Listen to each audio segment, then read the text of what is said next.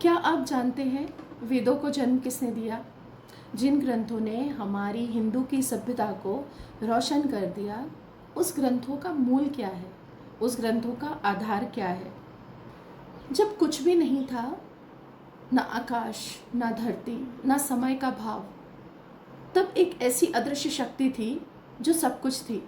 भगवान ब्रह्मा ने जब सृष्टि रचने का विचार किया, तब उनके चार मुख से चार शब्द निकले: ऋग, साम, अथर्व एंड यजुर।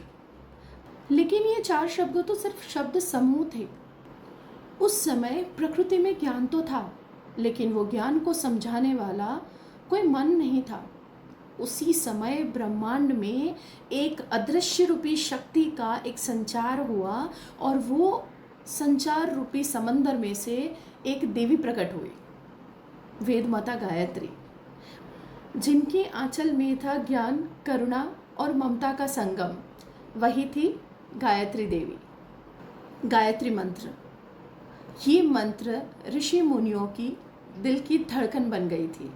जब भी कोई ऋषि मुनि साधना करने बैठते थे, और जब भी ओम भूर्भुवः स्वः तत्सवितुर्वरेण्यं भर्गो देवस्य धीमहि धियो यो नः प्रचोदयात्, ये मंत्र का उच्चारण करते थे तो पूरे समस्त जगत में एक कंपन सी उठ जाती थी, और उस कंपन में समाहित होता था वेदों का सार।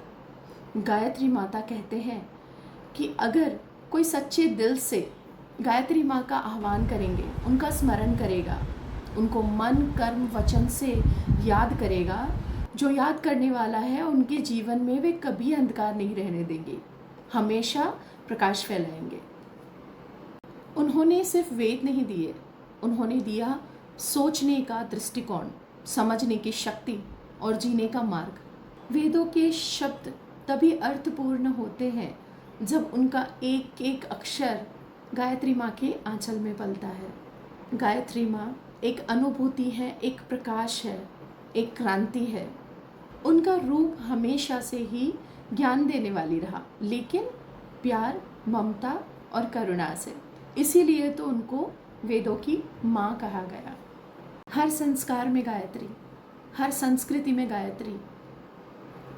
गायत्री माँ सिर्फ उन वेदों की जननी नहीं, वे इन प्रकाश की जननी है जिससे पूरा ब्रह्मांड जीवन के गीत गाता है।